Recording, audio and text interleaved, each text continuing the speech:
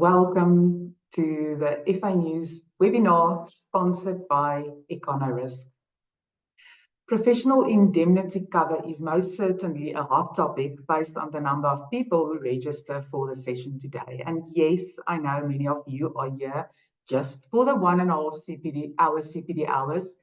And if you are indeed one of them who just attends for hours, I have no doubt that you will learn something new today.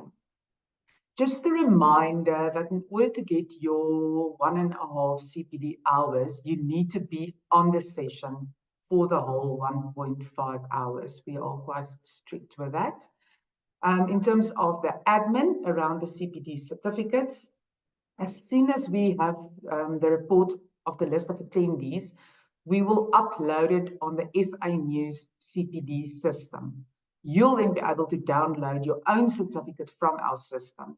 So if you're not registered on FA News, you can simply go to the login page, which is FA News, go to the CPD button, click on Forgot Password, insert the email address you registered with for the event. You will receive a password from the system, and then you just log in with your ID number and your password. Go to View Completed Questionnaires, and your certificate will be there. If you are registered on our system, you can just go to Login, go to Completed Questionnaires, and download your certificate. Please give us about 2 to 3 days. We will send out an email as soon as that is ready. And that is as simple as that. So yeah, that is how FA News does it. Today's theme is understanding the complexities of PI cover, risk management, PI placement, and the PI renewal process. Our presenters for this session is Jame Skuse. I'm sure I haven't got that surname correct. Steve van Roretz, Michael Salant, and Andrew Lilley. I will introduce them in more detail as we go along.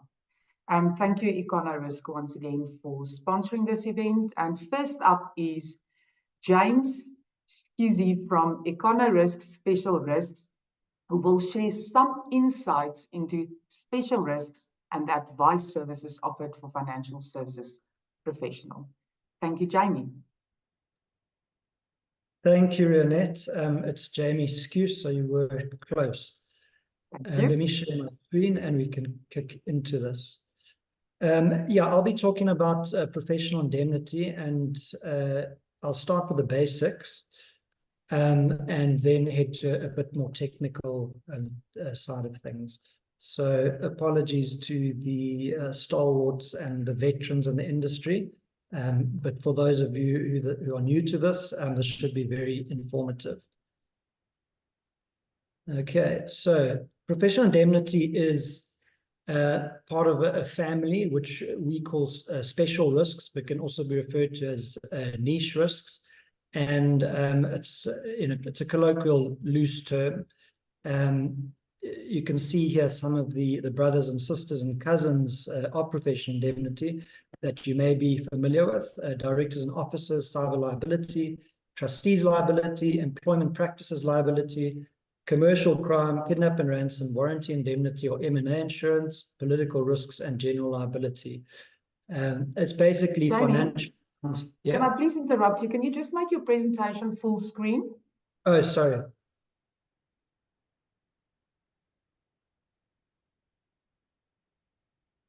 Is that full screen? Yes, thank you. Thank you, Renette. Yeah, so these are special risk, and professional indemnity is part of this family. So what is PI? PI is also referred to as professional liability insurance, civil liability insurance, and errors and omissions insurance, which can make it confusing when you first start looking at these kinds of insurance risks. What does it do? It indemnifies the insured against claims by third parties, usually a client, alleging negligence, error or omission, whilst providing professional services for a fee. And it covers legal defense costs and settlement costs. I need to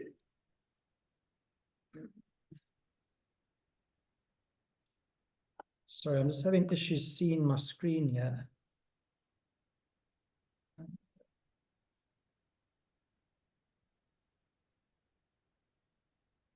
Sorry, guys, give me a second here.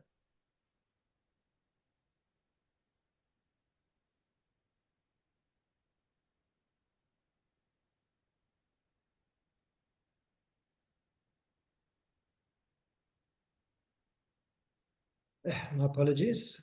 I can't see part of my screen for some reason. Anyway, we'll just go on. PI in action, there is to give you an example of a claim, there was a claim lodged in 2013 for 1.3 billion, I think it came at 1.3 billion, 1.3 billion pounds, which is approximately 40 billion rand. And that related to the auditing of a subprime lender, which that obviously came from the financial crisis in the aftermath of the 2008 financial crisis. So these things can be quite substantial and material, and that claim was then settled in 2015, just before its High Court hearing, and the terms of settlement remain confidential. So the operative clause in PI, what is covered? So I won't go into all the boring detail, but essentially this is from a broker PI policy. It says, we agree to indemnify you and your legal liability to pay compensation to a third party. This actually has a public liability extension, and that's why it just says third party. Usually it would actually specify for professional services, i.e. to clients. And this is another clause. The insurer will pay on behalf of any insured all damages resulting from any claims for any breach of duty of the insured. And if we further define that, a breach of duty means the actual or alleged negligent breach of duty, act, error, and misstatement, breach of confidentiality, or omission in the performance of or failure to perform professional services. So you'll see that there's a common theme here: professional services, negligence. Claim means any written demand or civil administrative proceeding that seeks damages as a result of wrongful acts covered by this policy. So what triggers the policy? You get a demand from someone, a client, saying, you stuffed up, pay us X amount. And then that you would take to your broker, who take it to the insurer, and that would initiate the claim. And that would be when the claim is made. And just a note on that, if you or your clients did receive a letter of demand, then straight away report it to the insurers, because what you don't want to happen is have what's called late notification. If you don't report within a certain amount of time, insurers can repudiate on the grounds of late notification. Who needs PI? You do, if you're a broker or advisor. It's basically any professionals. This would be architects, accountants, actuaries, auditors, engineers, legal professionals, medical professionals, financial advisors and brokers, financial institutions like banks, asset managers, and your software IT developers. Okay, why do you need PI as a broker or advisor? Because it's law. So the FASE Act, promulgated the General Code of Conduct, and the General Code of Conduct under Section 13 says thou shalt have PI as an FSP. Then further to that, Board Notice 123 of 2009 then stipulated thou shalt have X amount of PI and also X amount of fidelity insurance. So, why do you need PI? It's a regulatory requirement, as we just saw. It's also good risk management. It's sound risk management as part of a broader risk management strategy. and it also gives your clients comfort. Remember, if you did make an error or omission, you were negligent, and this created a loss to your clients, then they would look to you through their letter of demand or civil proceedings to reclaim that loss. And your balance sheet would certainly not be the size, or your business balance sheet would not be the size of an insurer's balance sheet. So it gives comfort to your clients to know that, well, if it was pure negligence, then they know that they can lean on the insurer's balance sheet instead of yours. It also protects your reputation, your business, and your lifestyle. These claims are they're low in frequency but high in severity. So if you did have a large claim, it could literally wipe out your business, which would then obviously impact your lifestyle. In terms of the regulatory minimum requirements, you can see I've broken down the categories that you would be familiar with. Cat 1 would be your general brokers, advisors giving advice. Cat 2 would be your discretionary advisors or asset managers. And then Cat 2A is hedge fund. You'll see if you hold client funds, then there is an additional requirement according to the board notice 123 of 2009 that you would require fidelity insurance as well. The minimum limits is 1 million for Cat 1, and it's 1 million for Cat 2 that does not hold client funds. If you do hold client funds, if you're Cat 2 or Cat 2A, basically a fund manager or a hedge fund, then you would need 5 million. And this was obviously passed in 2009. So you have this classic example of a static number in regulation or through an act, which then slowly gets eroded by inflation. So, in today's purchasing power relative to 2009, the 1 million limit in 2009 is the equivalent or buys the same as about 460,000 Rand today, if you assume 5% as a inflation rate. And the 5 million would similarly be about 2.3 million. So at some point, they are going to have to raise these limits. And I don't know if it's possible, but it would make sense in regulation to have some kind of inflationary escalation built in, if that is possible. So how much PR insurance does a broker or financial advisor need?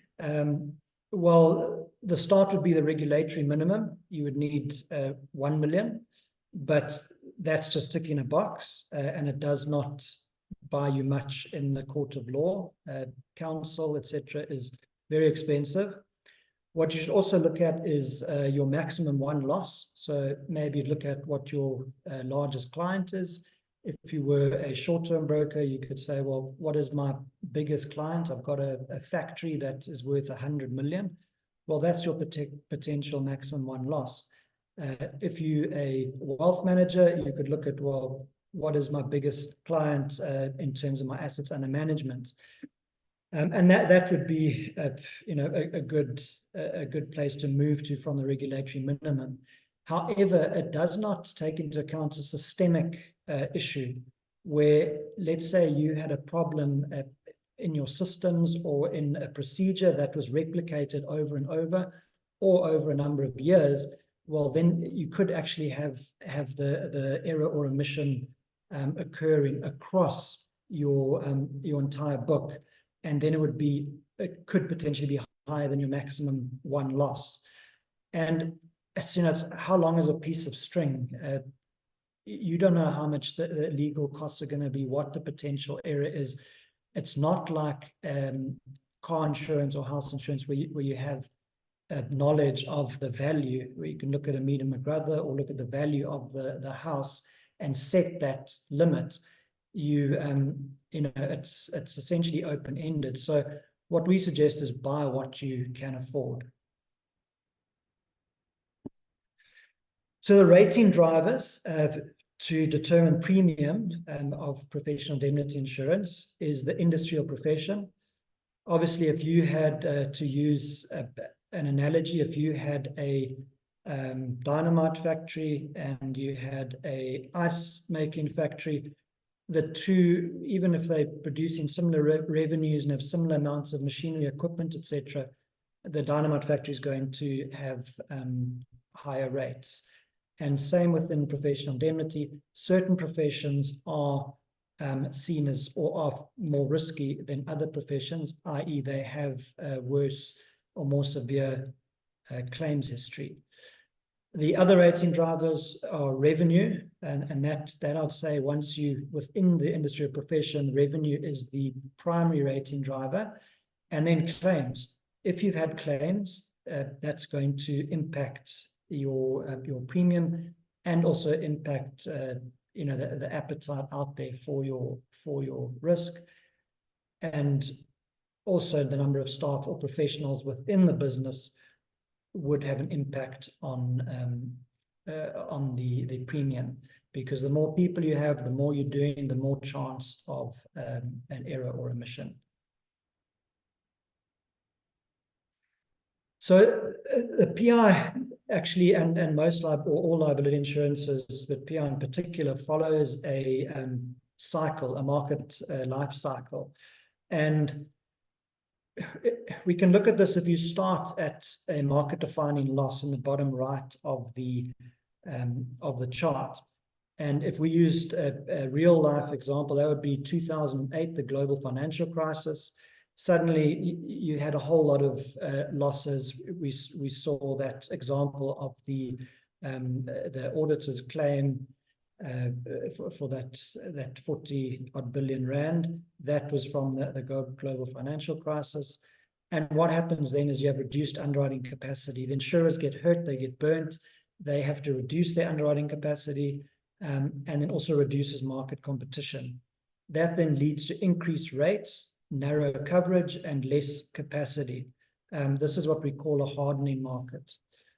Then, however, because there's less competitors, rates are higher, insurers are actually starting to see that there's money to be made, new capacity enters the market, then there's greater market choice for the insured. That then leads to increased profits.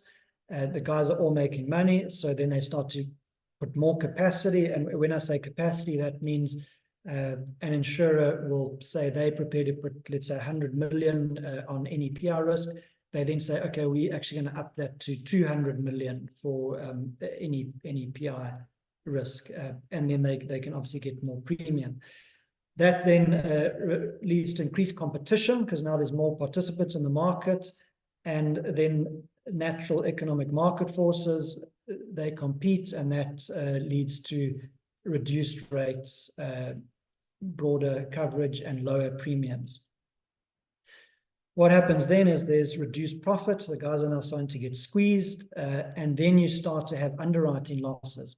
And if we look at that in terms of the last, call it the last 16 odd years after 2008, we had the significant shock, and after the global financial crisis, and then we had the rates, they hardened, and then they slowly softened, and then it was kind of like a race to zero, certainly in the directors and officers or D&O insurance market. And as these rates came down, then we had losses coming through, and the market-defining loss would then be COVID. A lot of you would be familiar with business interruption claims linked to your infectious disease extensions on a lot of policies, and that has hammered the industry and the professional indemnity market. So important PI terms and concepts, limits of indemnity in the annual ag. There's a whole lot here that some of you will be familiar with and others not, and it's always easier to understand things with pictures. So I like to think of it as a tower, and the tower burns from the bottom up. So you'd have your deductible or your retention basically the excess at the bottom, and your limit of indemnity would, in this case, be 10 million for the full tower, and your claims would burn up. So first, through the deductible, you would need to pay your deductible first before accessing the insurer's limit or the insurer's cover. Deductible is also called retention. You can have what's called a reinstatement. And what this does is it gives you another tower, which allows, if there's a claim that exhausts the first tower, it would then reinstate, and you would then have the ability to claim on the full 10 million again for any claim that is unrelated to the first claim or the first claim's proximate cause. So this is useful risk management tool. In practice, they aren't used that much. Any one claim on each and every limit looks like this, where essentially you have the tower replicated over and over and over, and there you can see the 8 line on its side, which is infinity. You could essentially just keep claiming forever. And this looks great, but in practice, because this coverage is very low in frequency but high in severity, it's not, I mean, I've asked underwriters here locally and in the London markets if they've seen a reinstatement used, and maybe my colleagues later can tell us whether they've seen reinstatements used, but I've only heard of 2 or 3 occurrences, and that was on, I think it was consulting engineers, all of them, where the reinstatement was used again. So I'd say reinstatement is worth it. Each and every, in reality, unlikely, highly unlikely, like black swan event type stuff to be used. This is a more complex concept, which is important to know, and that's your retroactive date and where and how a claim is made. So if you look at this, a policy was taken out, let's say in October of 2022. It then runs for a year. These policies are all short-term insurance. They all run for a year as standard. And then the policy was renewed in October or November in 23, and renewed again in 2024 in November. Then a claim was made. The insured received a letter of demand in late 2024. Then the claim was reported to insurers in early 2025. The wrongful act or the error or omission occurred way back in early 2023. So this would be covered because the claim occurred during the retroactive date and it was reported in the policy period. So this is one of the reasons why you'll often see, provided there's no gap in cover in terminology, you always want to keep your cover continuous to maintain that retroactive date. The retroactive date allows you to pick up claims that occurred before the policy that's currently in place. If we look at this next scenario, which is exactly the same, except that the wrongful act occurred before the retroactive date, that would not be covered. If we look at them together, you can see at the top would be covered, at the bottom wouldn't be covered. So critically important to stress that ensure that you don't have gaps in cover, and a retroactive date is very useful. You can sometimes buy your retroactive date backwards if you require for additional premium. So in closing, some general tips when you're placing PI. It is catastrophe cover. This is to save your business or save your client's business when something goes drastically wrong. So buy what's affordable, rather buy up and keep your deductible high, because the higher your deductible, the lower your premium. And this isn't like high frequency, say, windscreen claims where it's happening all the time. You're quite unlucky if you do actually have a professional indemnity claim. So rather have a higher deductible that you can afford, and then have a much higher limit, and avoid gaps in cover. You want to protect that retroactive date, because you don't know what happened in the past. You could have something which is festering there, which you don't know about now, and then it rears its ugly head when the tide is out, or at a later stage. And over disclose. Remember, the proposal forms the basis of the contract of insurance for professional indemnity. Give as much information as possible.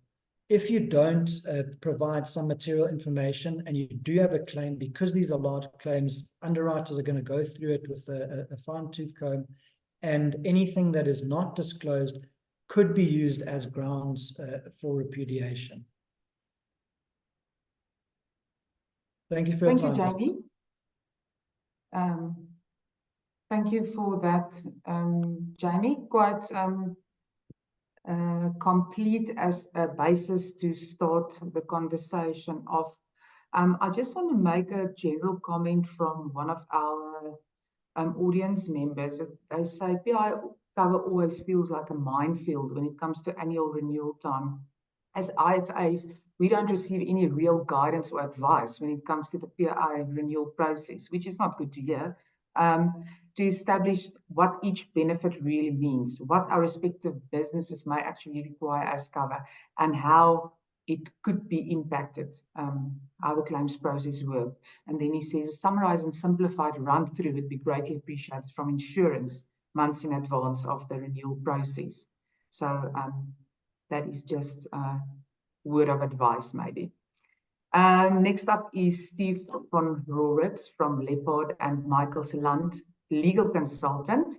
Steve and Michael decided to co-present to delve into PI claims within the risk and regulatory framework, highlighting the limitations and sharing some claim examples around PI cover. Thank you, Steve and Michael. I most certainly look forward to your presentation. Thank you. I'm going to start off. Good morning, everybody. Jame, nice little presentation. Many things to talk about, but unfortunately today we won't have that time to do so. What Michael and I want to go through is why claims are increasing, some of the legislative issues that are of concern. We can highlight some of those things, point to some claims, real examples from the onward and actual PI claims. And then we want to move to what you need to do about it and what you need to think about. So let me move forward. The next couple of slides really just highlights where claims come from. And when you start reading these slides, please have in mind your customer. Your customer is the one facing most of these exposures. They have a complex world out there. And I want to just highlight probably the one key thing on this slide. You could read the rest of them. Customer expectations have become a serious problem when it comes to a claim.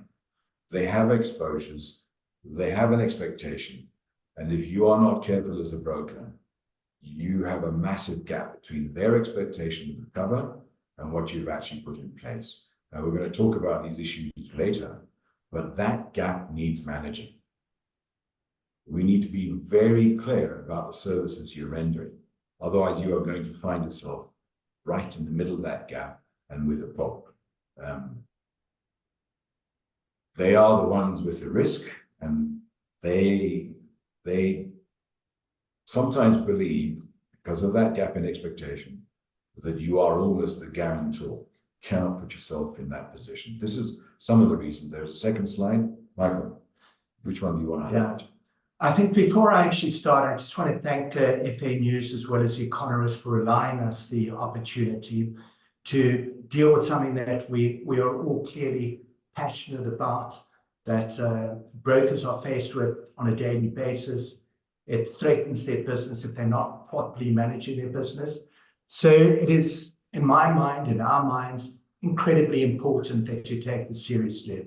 The issues that I'd like to highlight very, very quickly are the advisory capability and the complexity of exposures. It really also talks through to the customer expectations. You might get someone who's got a range of different exposures. It might be, serious contracts that you've got to look at. He's involving subcontractors. He's building something. And someone's got to navigate all the contracts, understand where the risk actually passes, what sort of insurance is required, where the insurable interest is. These are things we're going to be touching on later. And is the broker sufficiently capable to deal with all these particular issues? There's an expectation that brokers are the accountant, the engineer, the lawyer, and whenever anything goes wrong, fingers are going to be pointed at him. Yeah. To move to the next slide. Yeah, let's go on. So you read those ones. There are also other reasons why these claims are increasing at the moment. And it is regulatory change, compliance, cyber, but I would like to highlight the corruption and crime space. We're seeing many claims against brokers in this space because I love brokers very much, by the way. So my commentary, just remember that I do love you very much. But guys, what happens in this space is the incompetence in managing businesses, your own businesses, and making sure that you have protocols in place, separation of duties, changing bank account details, sending money the wrong direction, and the cyber attacks that are so easily created these days. This is the space where I think we're seeing more claims where money is disappearing in the wrong directions, and we're not applying proper business rules to manage these claims, these exposures. That's the one I would like to highlight. Michael, do you particularly want to highlight something? We'll talk about compliance regulatory change, but I think also what is really interesting to understand is the environment in which we're currently operating. Tough economy out there. People are losing all the time. Ease of access to the phase onward. It's free. They're going to take chances, and we're going to see that a little bit later. But if you focus on your compliance all the time, it is part of the risk management protocols that you will be actually implementing. And this is where our focus is on risk managing, understanding the exposure and managing that risk. And that goes to the compliance issue. Okay, so let's move on to where does your legal responsibility, where does it arise from? Jamie did touch on a little bit of this. This is now the legislative framework. We start with phase. Phase regulates everything we as FSPs are supposed to do. Conduct. I highlight at the bottom there the code of conduct. And the specific thing is the clients being rendered financial services will be able to make informed decisions. They need to know what's going on. They need to be able to decide how to progress. Now, this is where a lot of people do fall over and fail. The legislation is clear, but the lack of needs analysis, record of advice in the context of a PI claim, we're seeing it all over the place. Files are just higgledy-piggledy, not in even a chronological order sometimes. The basic rule here is doing things absolutely perfectly and in good order to comply with this code of conduct. I would mention here, and I do have a bias, when you look at something like the Financial Intermediary Association, the FIA, they have a lot of members and they have standards. They have their own code of conduct. And it's very worthwhile joining that if you're not already an FIA member. I'm going to move on to the next slide, also legislation where Mike will talk about the general code. Yeah, we mentioned this, and it comes out a lot in the Ombudsman rulings as well, because this is the basic framework within which the brokers operate. And it covers the life, the investments, the non-life brokers, life brokers, etc. So let's go through it. I mean, you'll pick up on honesty, fairness, due. So we're looking at skill, honesty, fairness, care, and diligence. And then it goes across and says, in the interest of both clients and integrity of the financial industry. So that's as a whole. So these particular, you could go to each and every adjective here and say, well, they're actually not adjectives, they are verbs. So, excuse me. But the honesty, the fairness, the due care, etc., these should be the culture that the company has. How we actually operate, put that down and say, whenever we're conducting ourselves, we have a culture within our company that we comply with all these particular issues. And I believe, and Steve and I have been discussing this before, that I really feel that there should be courses on ethics and integrity within the industry, because it's sometimes difficult to navigate. When should I be telling the insurance company about something that I know? And when should I just shut up because I'm the agent of the broker? But that's for another discussion. Thanks, Steve. Moving on to the last slide, you can read this for yourself. Only for me to highlight what Mike has just said, I want to emphasize. The culture of a business is so important. We have TCF, and I know that talking to many senior people in the industry in the past, they said, of course we're fair to our customers, but are you really fair to customers? Are you really, really fair? When you think about the bias of placing a piece of business, let's be controversial for a moment, for example, through a binder. Is that fair to a customer? Are you doing the right thing? Big question. Ethics and culture mean something. And I 100% agree with Michael. Ethical training, ethics is important. At the Salma conference, I happened to wear a Chairman of Salma hat on. And in July the 5th, we have a Salma conference to which you are all going to be invited. We're going to have a session on ethics. And it's a strange thing. Why do you need training on ethics? Everybody says, I know what ethics, I act ethically. Well, I'm telling you that sometimes a little bit of gray hair and lecturing here, we don't sometimes. We have to think about ethics and get trained on it. Now we go to some exciting stuff. So we're going to share, Michael's going to share some real life issues regarding ombud rulings and certain claims. You tell me when you want to move forward. Okay, we can actually go forward. I am going to, if anyone ever goes to the determinations that the Ombud has actually ruled on, I think it's quite worthwhile to understand this. Initially, I was going to deal with a few claims, but it's so difficult to really get to each and every one, the complexities, the essence. But what will come through all the time is that same mistakes are made.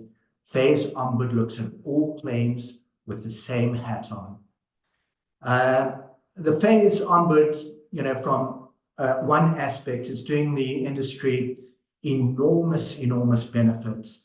But there is the flip side that I think some of the rulings are based more on fairness to the consumer, who is the insured, rather than to the broker.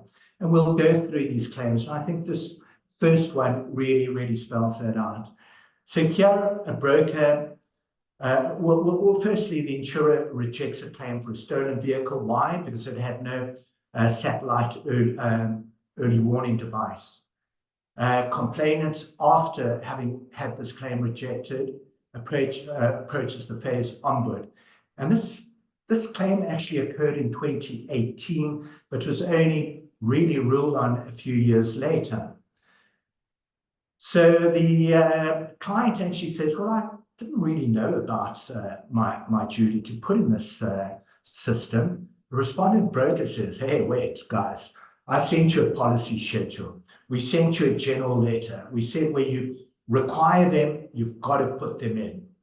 So, the respondent testified not testified, but put in their statement that the guy knew about it. I gave him all the information.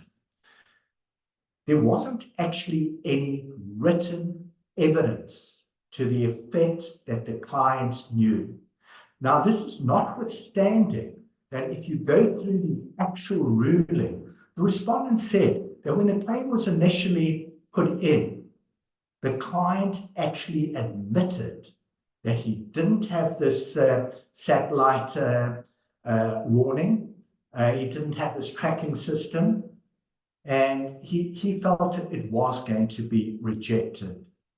And I think when you actually look at the ruling there, it sounded quite clear that the broker believed that the client knew what was happening, but yet, as we'll see, the Ombudsman ruled against them.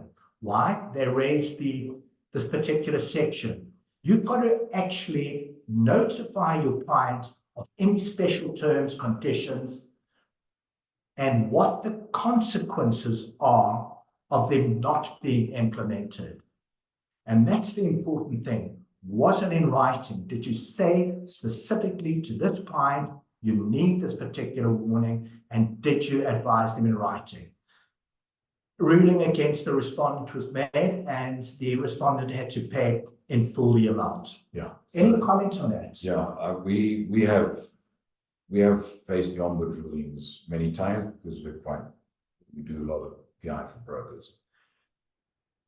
One recent one to amplify this particular point is that the Ombudsman effectively was saying, even though an insured person has the same policy, same wording, year on year, these things have to be highlighted every year. And it wasn't. And in the context of the policy then in force, the Ombudsman said, broker, you're liable. You should have communicated this year on year on year. It's not good enough to do it once, which was a bit of a surprise to us and is concerning. Yeah, to me, very concerning, because sometimes one has got to look at the legalities of it. Is there a cause and effect? In other words, did the client know, or was it only due to the fact that a particular regulatory requirement was not properly adhered to? Yeah. And we've got to differentiate the two. But let's move on to the next. Let's move to the claims, where we've got profile of general reasons. Yeah, these are, I'm throwing just a few general reasons. These are repeated and repeated over and over. The no insurable interest. You know, contracts are drawn, you get insurance, the insured takes out the insurance and puts in a claim, but then you start looking at the contracts and you say, well, no risk was actually transferred to you. We know that you've been paying your premium, but there is no actual risk transferred to you. He then turns to the broker and says, hey, guy, you didn't tell me about this. You know, sometimes you've got to be very, very careful, understand what the contracts actually say and who can and can't be insured. The warranties not effectively disclosed. Probably this, in terms of phase Ombudsman complaints, is the one that comes out all the time. You know, there's a warranty to put in a tracker, huge. Warranty to put in an operation, an alarm system, comes up all the time. You know, did you tell me about the fact that the laptops have to be in a locked part of your car and not visible to passers all the time? Time bar, when we talk about the time bar, and I do know that there are a few non-life life brokers who might not be as familiar with these terms as others. There is a time bar which says that if a claim is rejected and you do not actually take action within a specified period, it could be 3 months, it could be 6 months, you lose your right to claim at all. And the brokers don't advise the clients accordingly. Inadequate, incorrect advice, I mean, it happens all the time. Insufficient understanding of the policy. And here I'm talking about the broker himself. Now, you can't sell something when you yourself don't understand the policy. We do it all the time, and it is mentioned that it's a minefield. The profession is a minefield. you need to know a huge amount, and there are tremendous obligations on you all the time. No records of advice. You know, this is asked at this phase. The no records of advice is, you know, putting this is the record of advice on the top of each email is not a record of advice. It needs to be explicit, needs to confirm the advice properly. And that this is a space where we find a lot of problems and becomes indefensible when a claim is made against you. Almost impossible to deal with. yeah. In the amps, bearing in mind we've only got 10 minutes ago, 15 to go. Can we move on to some claims? Yeah, let's go through them we'll go through it as quickly as We've possible. got 4 claim examples. We'll try to get through them all. Yeah. All right, the first one, and I have been sort of consulting to lots of adjusters on business interruption as well. You know, my experience tells me that it is so difficult for people to fully understand the complexities behind business interruption that I think a lot more training is required. In this particular one, I'll take you through very, very quickly. Business interruption cover arranged. The indemnity period is 6 months. The client gives 6 months gross profit figure as the sum insured. The broker himself doesn't understand that you have to give 12 months, notwithstanding you're only giving 6 months. Disaster happens, and we find out that he was grossly underinsured. He didn't go through projections, and because the claim occurred at the end of the period of insurance, the loss occurred with turnover and gross profits that were yet to be earned. This wasn't considered. It was a massive, massive claim. Here was a 27 million rand claim. Very, very fortunately, they didn't go against the brokers initially. They thought it was the insurance fault. Goes right into the court case situation. During the court case and during cross-examination, they found that it was the broker's fault and not the insurance company, yet the claim against the broker had prescribed. So it was a bit of a lucky one. Okay. Let's move to the next one. Here, this is another situation. These are liability policies. Really, do we understand the liability policy? Products liability, to what extent the cover applies, and what you believe it applies. And there is often confusion between products guarantee and products liability. So the clients themselves explained to when I say the client of the broker explained what they require. The broker then said, no, we've got the right cover for you. The guy put it in writing, said, if this happens, that I have screwed up, and the guys asked me to redo the damage that I've already done, to repair it. Will I be covered? Broker says, absolutely. Claim happens, claim rejected. Broker's obviously liable. They gave the incorrect advice here. Should have been products guarantee, wasn't. I am going through these very quickly, and quite often, because I'm skirting through, hopefully people are getting a little bit of an essence as to where the problems are, not understanding, etc. Not. But here was a premium claim settling saving exercise. New broker comes in and says, Mr. Client, because it was a Mr., he was a male, we can save you a fortune here. A lot of your heavy plants, movable plants, big trucks, are not leaving the site. Let's move from a traditional fleet onto a plant all risk basis. The guy says, cool, a lot of money was actually saved. But what the broker didn't do sufficiently is advise the client that if any of these heavy moving trucks goes onto the road, they didn't have any cover for that. So what happens on the road, big claim, third party and own damage, no cover, because it wasn't a motor policy. Brokers help life.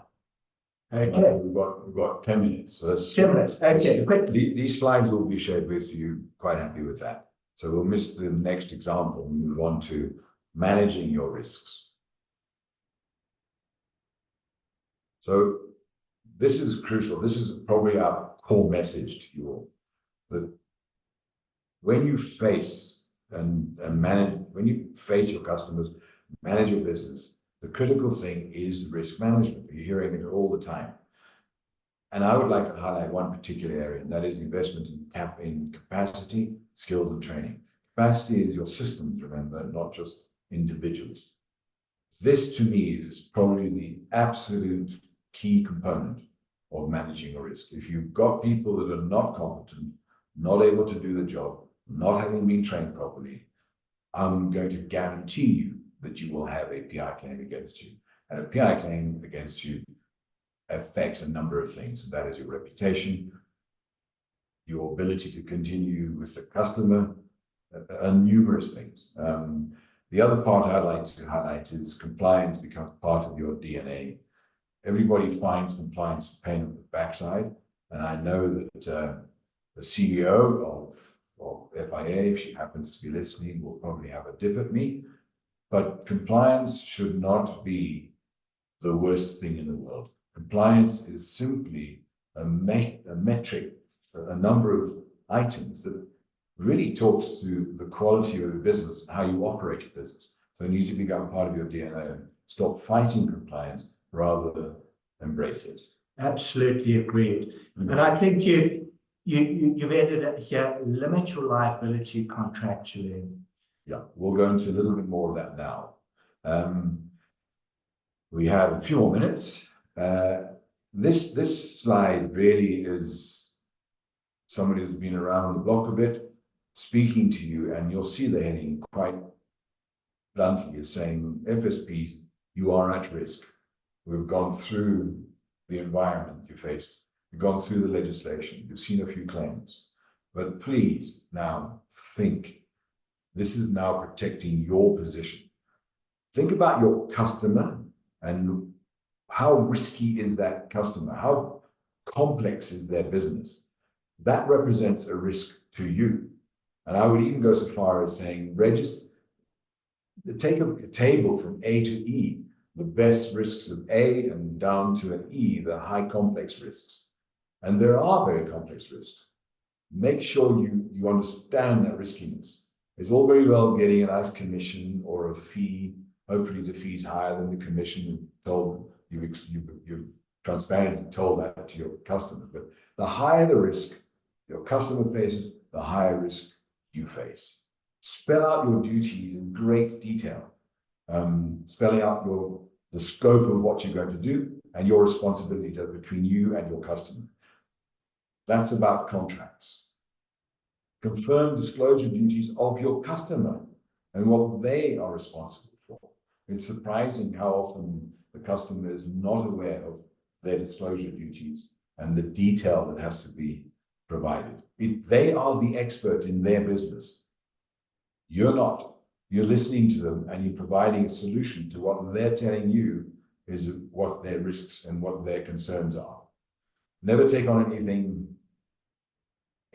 you don't have the skill or capacity to do. Oh, I missed one out.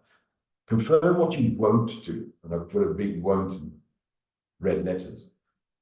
I think that's quite important. You're telling the customer, this is what I'm going to do, but I'm actually going to tell you what I'm not going to do. Therefore, he understands very clearly what you are not going to accept liability for. The transparency and honesty is about ethics once again. And when you think about risk that your business faces, imagine what can go wrong and what your liability exposure could be. Just on this, I think often people don't go through a process, no matter how small or big your brokerage is. Go through it a couple times a year, deliberately sitting down and consider what risks you face. And those risks include succession. What happens if there's a fire? What happens if there's a downtime? What happens if you lose your records? What happens if you lose a customer? That's a big one, and they represent 30% of your business. That is how you become sustainable from a business point of view. Do you want to add anything there? You know, it's really a case of just managing the risk. And we could talk forever, but we're running out of time, so let's move on. So if we leave you with one thing, and this is, I don't know how many of you heard me talk about this before, but maybe you have, the limitation of liability. We've now got to represent ourselves as the insurance broker and intermediaries as professionals. Other professions limit their liability. You go and talk to an accountant, and that accountant will limit his liability in relation to services he renders. The legal profession tries to do it now. Certainly the engineering profession does it. You go online and go into one of your investment intermediaries, they limit their liability down to 0. They won't accept liability, but for gross negligence, recklessness. This is something that I think now really has to become an absolute minimum in the industry. You enter into proper contracts with your customers, you tell them what you're going to be doing, and you limit your liability. There are some people that don't think that's right. I disagree with them 100%. Jame mentioned, he went through a number of criteria about levels of cover. The regulator hasn't got a clue what they're talking about, and it said 1 million and 5 million. It's incompetent on the part of the FSP, on the part of the regulators. I think the minimum these days, even if you're a small practice with R1 million of the revenue, should be 5 million rand, absolute minimum. And that depends on the complexity and how complex your customer is. Yeah. Upwards of 10 makes sense to me. I was online the other day and I mentioned the same thing. We then got several calls here, I think 4 or 5 calls saying, please can I increase my limit? The limit saves your bacon. So afford what you can afford. Jamie mentioned that, but it is critically important you combine this to protect your business. Just as an aside, it's a subject on its own, binders and outsource agreements. We're now seeing claims being made by insurers against brokers. It is now contractual. It talks about breach of duty of care owed to each other. And if you breach that duty of care, the insurer is facing regulatory sanctions, and they are starting to hold brokers liable. I think we have to stop that dead. Brokers need to enter into these agreements with a limitation of liability as between the insurer and the broker. The insurer is not entering these binder and outsource agreements gratuitously. They do it for their own purpose. They must stay at risk unless you are dishonest, act completely recklessly, or deliberately do something that you know is wrong. The guarantor, we're starting to see brokers, if you act as if you know everything, be extremely careful, because you will then become a guarantor, and your PI cover does not provide that cover. We then move to a few pointers. Yeah. On these particular issues, these are things that we see all the time. And my advice to every broker is prepare as if each and every case will ultimately land up in court. Because when it comes to courts, everything is disclosed in terms of a process called discovery. What emails have I sent internally? What emails have I sent externally? What will and what won't affect this particular matter? So I've seen various situations. It starts with comply with the policy terms and conditions. That could be late notification. That could be anything relating to the particular policy. Understand the policy, comply with it, don't admit liability, etc., etc. There are things that you don't want to put in, and these are things that I've seen. I haven't made them up. You know, someone sending an email to someone, this is a total cop-out, or, you know, to the client or to a claims person, I think we're actually liable here because of this, that, and the other. And I can't believe that Mr. X. Mr. X makes a lot of mistakes. You'll notice that Mrs. X is not included. She's absolutely perfect. I'm very sorry that we made a mistake, and you'll be compensated in full. This particular story was put in writing to a client by a director of a company, and he believed honestly there was a mistake that was made, and that the claim itself, as he projected it, would only be a couple of $100,000 that they could afford to pay themselves if the PI wouldn't pay. In the first instance, thought the PI would, and it didn't happen. Do not put that in writing. It's going to prejudice you. You're going to be contractually liable. Let's move to the next. Okay, this is our last slide, and there's a little bit of fun on our part. I've used this slide before, but just to make the point regarding limitations of liability, I beg your pardon, there's one more slide in between. Why do you manage risk? It clearly enhances reputation. It's about your business growth. It's about sustainability. You built up a business. Now you destroy it because your limit of indemnity is too low, or you have not trained people, or you have not applied your mind to the complexity of the customer's risk. It builds on trust. That means more business. You remain competitive. And the very last slide, this is the one. It's a little bit of fun. I'll read it out aloud, but you can all read it. Nothing we have said today should be construed as advice. If you choose to use anything we have said, you do so at your own volition and risk. In the event you incur any loss or damage arising out of anything we have said, Yeah. yep, 100%. we do not accept any liability for such loss or damage. And if you use anything we have said today, you agree to hold us harmless. In fact, I should be adding, and indemnify us against any claim you damage, or any damage you incur. With that, we thank you. Yeah, thanks very much. Well, I thoroughly enjoyed that co-presenting style.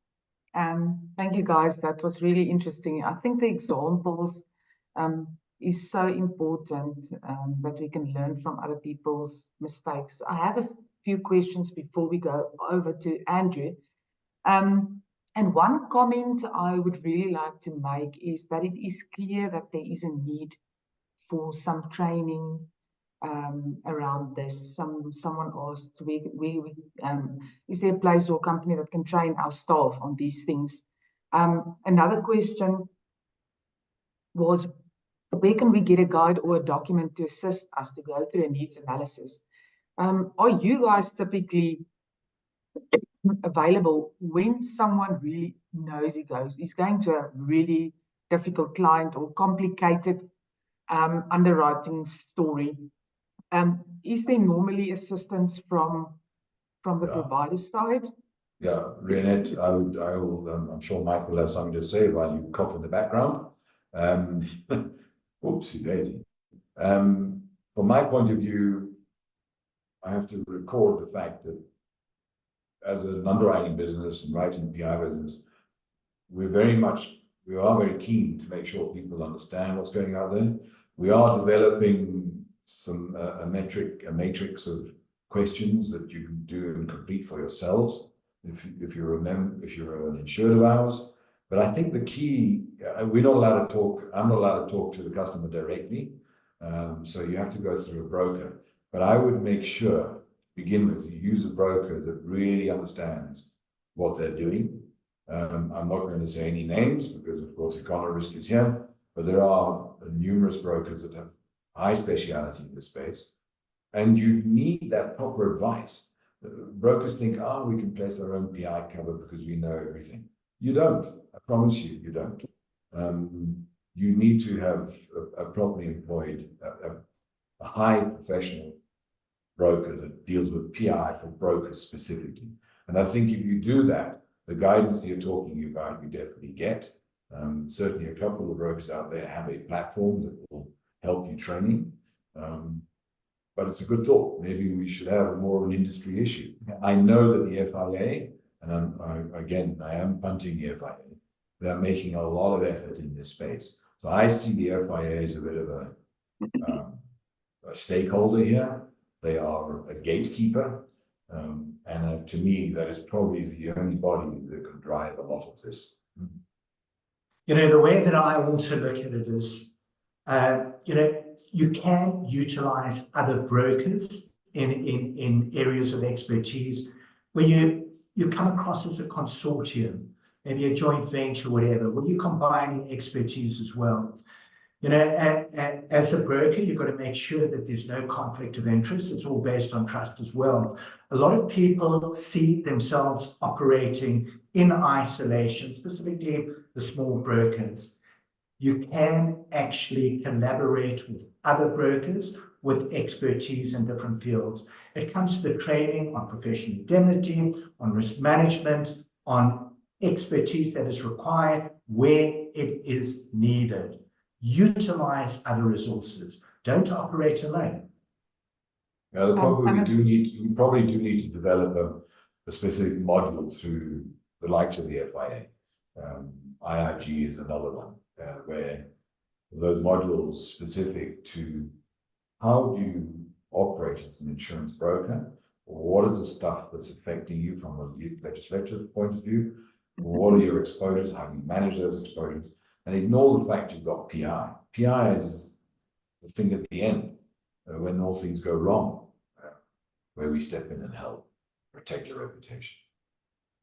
And thank you, Stephen. Michael, one last question before we move over to Andrew. Do you see one of the questions that came in? Do you see there being a further increase in claims when Kofi arrives?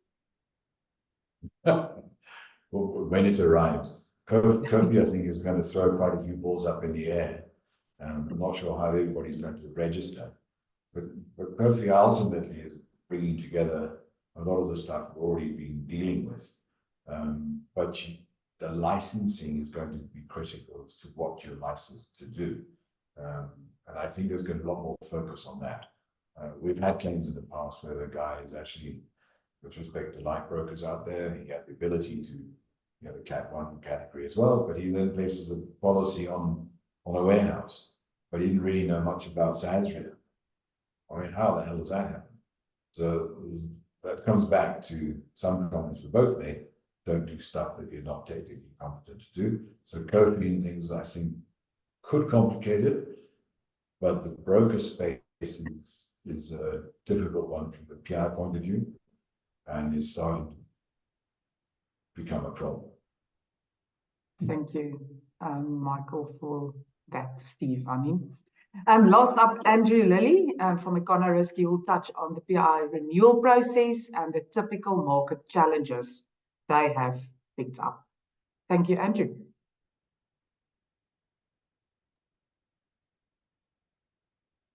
Morning, everybody. I don't know if you can see my screen properly. No, not yet.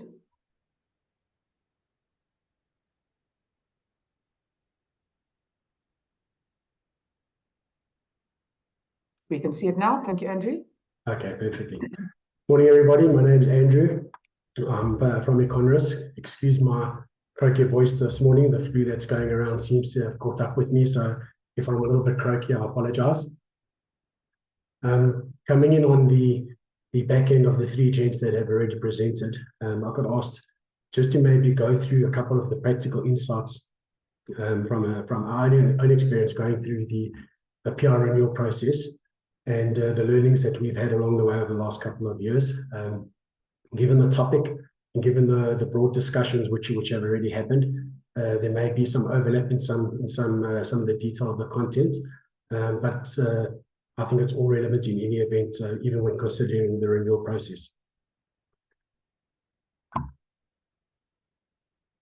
So if you look at there are many businesses that require professional indemnity. Jame touched on a number of the different businesses, and as mentioned in South Africa, for some of these businesses, it is a regulatory requirement. For ourselves, in terms of the FASE Act, 2002, there is a minimum requirement, be it R1 million or R5 million, depending on the category of advisor that you might be.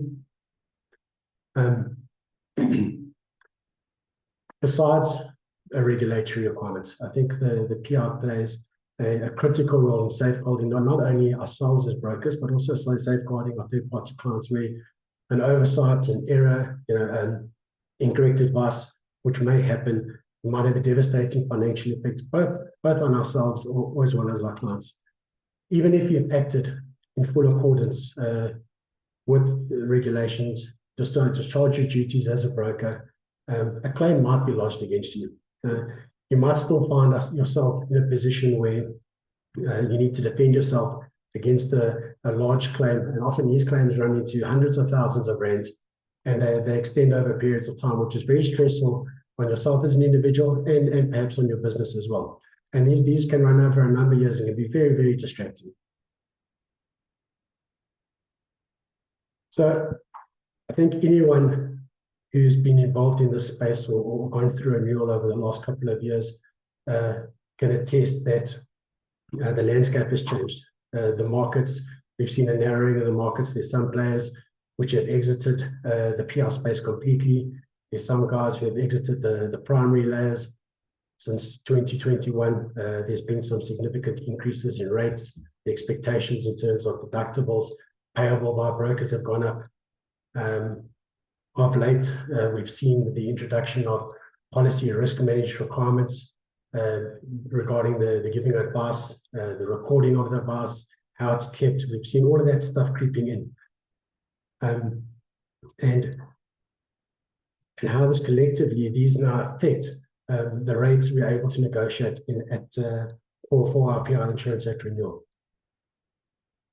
So I think critical when renewing your policy or when placing a new policy, that the person placing the policy needs to have an overarching understanding of the business. And yes, there might be there are heads of different business units who complete the proposal or provide you with the information. But the person doing the renewal should have a good appreciation of the business activities, the classes of business that you're writing, the revenue projections, the number of your staff, any potential claims or notifications which have happened in the past, and any changes in operations or risk management practices. And that Steve and Mark alluded to that your operation changes, your risk management practices changes. So the person submitting the renewal needs to make sure that they've got a clear understanding of what is actually going on in the business. So the advice we have to give is start early. Give yourself enough time to get all the information that you need. Make sure that it's accurate, the proposal is completed in full, and that all the details are adequately answered. So if you look at the proposal form, and this is really the nuts and bolts of the process, be it whether you insert a new PR policy or whether you're doing a renewal. The proposal form, over time, we've seen an increase in complexity. They're getting longer with more and more complex questions being asked. This is specifically true if you're an outsourcer or binder broker. We've seen questions, as an example, such as, do you keep all record of communications to your customer about identifying and confirming uninsured risks and the reasons for not insuring them? Do you record in writing any renewal discussions? Do you do a needs analysis and a record of advice? So all of these questions are probing, the yes or no answers, and you can take your time and answer them carefully, or you can flip through them. We'll get later on in the presentation. We'll deal with where this might have an implication of you further down the line. Binder and outsourced brokers, we see now with proposal forms, not necessarily a new thing in the recent history, but detailed questions around your agreements, around your limits, your mandates, the functions that you perform. So if you're the person completing the proposal, make sure that you're well informed. Make sure that you've spoken to the person if you're not the person who signed the contracts, make sure that you understand the mandates and the functionalities that are either prohibited or allowed within those binder functions, as well as the limits and what you are or aren't allowed to accept. If you think about this, and Michael and Steve alluded to it, it all makes sense if you hear what they had to say. In the correct, if you look at it, all ties back to the General Code of Conduct, which imposes now general and specific duties on representatives of an FSP. So it's generally here where PR claims are going to originate from. They do allude to records of advice, needs analysis, incorrect advice. It all stems part on your communication and how you interact with your client. And a lot of those questions are now finding themselves onto the proposal forms. Then begs the question, it was discussed for a fair amount in some of the earlier presentations, is that how much cover is enough? What should it be? So I think importantly, PR cover is not a tick box exercise to satisfy a regulatory requirement. It needs to be a well thought out tool of a broker's risk management strategy. Assess your risk exposure. Can be operational, can be procedural. Look at the nature and size of the risks that you're writing. Obviously, the more complex the risks and the bigger the sums insured, it obviously talks to a higher requirement in terms of a higher PR limit. It's almost, if you look at the benefit of a higher PR limit, it means you have obviously more financial protection against the claims which might arise from any errors or omissions. And in the event that a significant claims occur, and we've seen a couple of significant claims, in the event that a significant claims occur, it gives you the comfort that your legal costs are covered. If there are any third-party settlements or damages awarded, that those are covered, and that your own personal resources, be that of your business or your son, aren't depleted. And it also, it might be ensure that your business actually continues to operate and it doesn't have to shut its doors. I appreciate it, and Steve did also mention it, that it's impossible to cover all your risk. It really is. You cannot write to the limit that you will be exposed to, but there is a duty to make sure that you get the balance right. Don't just look to ensure the minimum. Look to see what are you exposed at, have you limited your liability perhaps, and what can you reasonably afford. And I think, I mean, both Jamie and the other two gents alluded to buy what you can afford. So earlier on I mentioned the proposal form and how we've seen a change in complexity of the proposal form. Make sure that you take the time to read through your policy wording and fully understand the clauses and how they're applied. There's different wordings. Whilst PR cover is a general concept which I think everybody understands and the reason that we have it, but there are a number of different wordings across different carriers. And whilst they're largely the same, there are certain nuances from carrier to carrier. Even individual carriers might have multiple wordings within the same class, which they might apply to depending on the type and the size and the function that a particular broker performs. Often we renew as is, and we see it often, not only in the PR space, but both in the commercial and personal line space, where guys say, okay, well, renew as is. So whilst you're renewing as is in terms of sums insured and deductibles, and we're just trying to see what our annual increase is going to be in premium, don't assume that a prior wording which is applied remains the same wording which is going to be applied. Renew as is in terms of limits and costs does not imply that the wording remains the same. We've seen wordings which are largely remain the same. However, there are updates, the additional clauses included, there's additional exclusions included, and make sure that you go through the wording in detail. It's a very big point that I want to highlight. I know wordings are long, they're very boring, and often you get halfway through and you go, I know it. Don't make that mistake. Take the time to read the wording and apply the wording to your business, because obviously each business's functions and operational procedures differ from one to another. But make sure that you understand the application of your particular wording to your business. If it doesn't suit your business, consider that you may need to look at an alternative carrier who has a wording that's perhaps more suitable to you, which might have different exclusions or different limits of cover which they give you. Going back to the proposal and why I mentioned it earlier on, Steve also did allude to it, that there are references to risk management procedures within your business, which have now found themselves into the wordings. So all the questions you were answering in your proposal form, where you were saying yes or no, and you might have been skipping through them at the time of the loss, if those requirements haven't been met, or if you haven't adhered to the risk management practices which you said you might have. There are some wordings out there which then have a double deductible, which is a nasty little surprise to get at the time of the claim, particularly if you've opted for a higher deductible. You know, if you're expecting, okay, I've got a claim, it's not too bad, and suddenly 500,000 rand deductible becomes R1 million deductible, it can be really an unpleasant surprise at the time of a loss. For binders and outsource brokers, be clear on your contractual requirements. Again, this was alluded to earlier on. There are supplementary proposal forms that are there.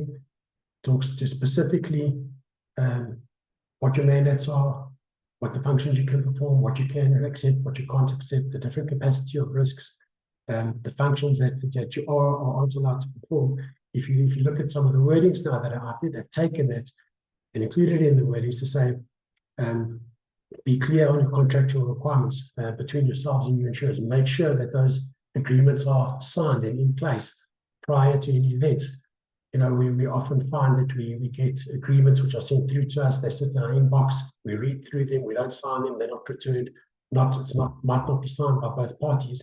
If a loss occurs in the interim, you may find yourself in hot water. So if you are a binder and outsource broker, at the time of renewal, go through the process of internal due diligence to say, what are the agreements I have with my insurers? What are the functions that I have agreed? And then transpose that over your renewal requirements. If you look at the wordings in the space, they're offering requirements around not only that the contracts need to be signed, but that you need to be able to demonstrate that you've communicated this to all the staff within your organization that are performing the functions. Again, it just seems like a point which might be relevant. But at renewal, you need to make sure that have we hired new staff? Are there guys that are performing new functions? Are there guys that might not necessarily be trained? They haven't done the specific classes of business training. It all becomes relevant at the time of a loss. And the only time that we really go to the detail and check the wording is if there is a loss. So the point being made, Jay, is you not only need to make sure that you're reviewing your limits and the extensions, but make sure that you're reviewing the wording and how they apply to your business. Basic takeaways. PR, we know it's a necessity. As far as possible, make sure you have adequate cover for your risk exposure. When completing your proposal, make sure they're fully and accurately completed. And review your wordings and understand your covers. In conclusion, we've seen a number of questions where it's been raised to say that PR renewal is a minefield, and at the time, this time every year, it becomes a stressful exercise. I don't have any doubt that PR is a business critical tool. We need to have it, number one, from a requirement perspective, but also we need to have it and ensure that it's adequate from a business perspective. Make use of a specialist broker. Mark and Steve alluded to collaboration or using a broker out there. We have seen underwriters at the moment saying that brokers cannot place their own PR cover on their own behalf. It's an opportunity then to seek out a specialist broker who understands the space. You know, they have knowledge and advice that can give you the proper advice how to navigate the PR landscape. It is complex. It's not as simple as it might seem.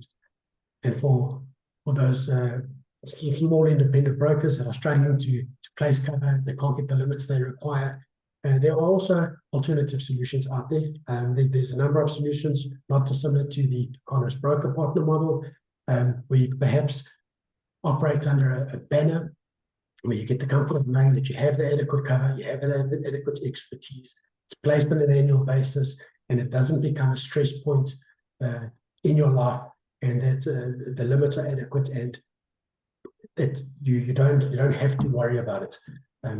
I don't think that there's necessarily anything new that I might have mentioned, but if all that my 5 minutes has done is make you think about one or two aspects here and make you revisit the process, reread your proposal form, understand your policy wording. If I've managed to just get you to think of one of those things, then I think at least the presentation has been beneficial. So thank you everybody for your time. Thank you, Andrew. That was very insightful. I think your voice has done its duty for today. You're probably not going to speak for the rest of today. So thank you for pressing through with your voice. There's quite a few comments that I would like to make, but our time is nearly up. And I think the bottom line is one thing is you mentioned start early. What is early? And I link that to someone asking, is there a way to simplify the PI renewal process, Andrew? And I from what I've seen and from what I've heard, link it to renew as is. It shouldn't be something that should be simplified or too easy, because it's actually quite a complicated thing, and we should really tap into the knowledge of the people who know. But what is early, Andrew, when you say someone must start early? I suppose it will depend on the complexity or the structure of your business. But early is not 6 weeks in advance. Early is because you need to get financial information. You might need to get a whole bunch of other requirements from different departments in the business. So I think for me is give yourself enough time to complete the proposal form properly. Have the discussion. We make use of a broker. Have the discussion with your broker. Go through the covers. Get the pricing options. Discuss your limits of indemnity. Discuss any changes which might or might not happen in your business. And those discussions don't happen in a day or two. Often underwriters take time to digest the information which you've sent through to them. I mentioned the renewers, you may choose to approach different markets, and then you're waiting for multiple people to give you options back. So I would say at least an absolute minimum. We start at least 3 to 4 months prior to the renewal, but I would say at least an absolute minimum of 2 months prior to the renewal. Thank you. Jame, you mentioned obviously a variety of people in the variety of industries who needs PI cover. Is there a specific industry that stands out in terms of claims? Sure, Renette. I guess because it's front of mind, but the broker industry actually does stand out, as well as engineers or the built environment. Yeah, we've just seen. I think Steve could add to that in terms of his experience, what he's seen. Steve? Yeah, regrettably, our most complex book is the insurance broker space, insurance intermediary. And as time has gone on, it's got more difficult, reflecting the complexities that you've got in the underlying customer, because his risk is getting more complex. I see that in reference back to that question about, I think it was from Hassan. This is not a simple process. Every business changes every year. So you've got to understand and consider that. And I think he also asked the question, can we put 4 different businesses together under one policy? No, you can't. Simple as that. No, you can't. Imagine a situation where you've got one limit, I blow the limit, and the other 3 are now uninsured. I mean, that's the very basic part of it. Thank you, guys. 1 minute to respond as to why short-term brokers having so many claims as well. If you look at claims on a daily basis, there are thousands and thousands that are happening in any event. When those claims get rejected, someone's looking for someone to pay them as well. So if the insurance company doesn't pay, the fingers are pointed directly at the broker all the time. Ease of access again to the FA onboard, phase onboard, doesn't cost a cent. And that's why you're also getting so many of these claims as well. Incidentally, it is absolutely unfair that that's the case. But don't damage yourselves by not doing things properly and recording things properly, communicating properly, training properly. Same message. Thank you. That was really insightful. Thoroughly enjoyed, and I think we've learned quite a lot today. Andrew, Steve, Michael, and Jame, thank you for your time. Thank you for the presentations. We will make the presentations available if our presenters are happy with that. There will also be a recording available of the webinar, which you will be able to download on the FA News YouTube page. We will place it there. And then also a reminder, if you want to go and download your CPD certificates on FA News, it's a self-help easy portal. So just go to FA News, go to the CPD button, go to forget password, put the email address in that you've registered with, and the rest is fairly simple, but we will also communicate that to you. Enjoy the rest of the session and good luck with your last, Michael, Steve. Do I get CPD points as well? Because I haven't registered. Yes, you do. Yes, you do. You'll get your I'll be CPD happy. hours. Thank you. So good luck for the last few days to complete your CPD hours. If you use the FA News system, please don't delay it. Our system is getting exceptionally slow, so try and sort that out as soon as you can. Thank you, Econorisk, once again for sponsoring a very insightful session. Thank you, everybody. Thank you.